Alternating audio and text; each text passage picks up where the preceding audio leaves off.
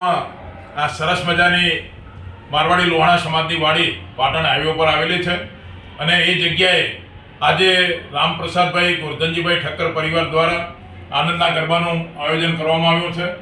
માગસર સુદ બીજ અજવાળી બીજ આ મોટો આનંદનો ગરબો કહેવાય અને એનો લાભ જ્યારે આ પરિવારને મળ્યો છે ત્યારે ભાઈ શ્રી પ્રકાશભાઈ, તુલસીભાઈ, કમલેશભાઈ આખું પરિવાર સાથે મળીને આ ગરબાનું આયોજન કર્યું છે અને સમગ્ર ડીસા નગર ઉપરાંત અલગ અલગ શહેરોમાંથી પણ એમના સગાવાલા સંબંધી અહીંયા વધાર્યા છે.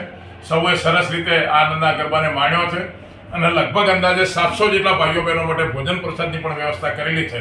એટલે આ પરિવારને ખૂબ ખૂબ અભિનંદન અને વિશેષ અમારા વડીલ પ્રહલાદભાઈ અંબાલાલભાઈ ઠક્કર જેમણે આ સરસ મજાની માજનવાડી બનાવવા માટે અવિરત પ્રયત્નો કર્યા છે એમનું પણ આપણે અભિનંદન આપીએ અને આ રીતે આજે સુંદર આયોજન થયું છે ત્યારે સર્વે મહેમાનોને પણ આવકારીએ અને આ ગરબાની જે મોજ માણી છે એ બદલ આખા પરિવારને ફરીથી અભિનંદન. બહુ સરસ મજાની વાત કરી બંધુ સાહેબ.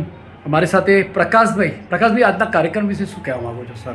આ આનંદનો ગરબો એટલે બહુ મોટો ગરબો કહેવાય ને મોટી આનંદની વાત છે. બહુ સરસ. છેલ્લા 12 વર્ષથી અમે આ ગરબા માટે અમારે ત્યાં રાખવા માટે પ્રયત્ન કરતા હતા. વાહ વાહ. આ ગરબાની અંદર એવું હોય છે કે એની ચિઠ્ઠી નાખવામાં આવે છે દર વર્ષે અને એમાં આ સાલ અમને માતાજીની કે અમારા પર કૃપા થઈને અમારો નંબર ચિઠ્ઠીની અંદર અમારું નામ આવ્યું અને માતાજી અમને કૃપા કરીને આ મોકો અમને બધાને પ્રસાદનો લાભ અને બધાને ભેગા કરવાનો મોકો અમને મળ્યો. અમારી માતાજી ઉપર ખૂબ ખૂબ માતાજીના આશીર્વાદ અમને મળે હજુ સુધી એવા માતાજીને પ્રાર્થના કરીએ. બહુ સરસ. આજે ભોજન પ્રસાદની અંદર રસ અને રોટલીનો મહત્વનો ગરબો કહેવાય છે. આ એમાં રસ રોટલી એની સાથે અમને ફરસાણની અંદર પાત્રા, પાપડ, બે દાળ શાક, કઢી ભાત અને પાપડ સલાડ અને એ રીતનું આપણે આયોજન કર્યું છે ફૂલ ભોજનનું અને 700 કઈ નહીં પણ કદાચ 1000 માણસ પણ થઈ જાય એવું લાગે છે અત્યારે હાલ. અચ્છા બહુ સરસ. પણ એના માટે અમને કોઈ એવી તકલીફ પડવાની નથી. માતાજીની કૃપા છે કે એમાં માતાજી ભંડાર ભરપૂર જ રાખશે. બસ બહુ સરસ.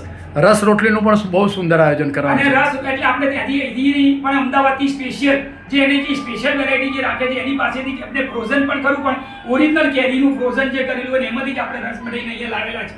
બહુ સરસ મજાની વાત કરી પ્રકાશભાઈ કે આજે પ્રસાદની અંદર રસ રોટલીનો પણ સુંદર આયોજન કરવામાં આવ્યું છે. વિશેષ તેની સાથે વિવિધ વાનગીઓનું પણ એક પ્રસાદ તરીકેનું એક આયોજન પણ કરવામાં આવ્યું છે. બહુ સરસ મજાની વાત કરી એમને અને દરેકને ખૂબ જ હૃદયપૂર્વકનું એમને નિમંત્રણ પણ પાઠવેલું છે અને મોટી સંખ્યાની અંદર એમના પરિવાર મિત્રજનો અહીંયા પણ પધારેલા છે. કાર્યક્રમ ખૂબ જ સુંદર રીતે આનંદના ગરબાનું આયોજન જે કરવામાં આવ્યું છે એમાં મોટી સંખ્યાની અંદર બહેનો પણ આવેલી છે.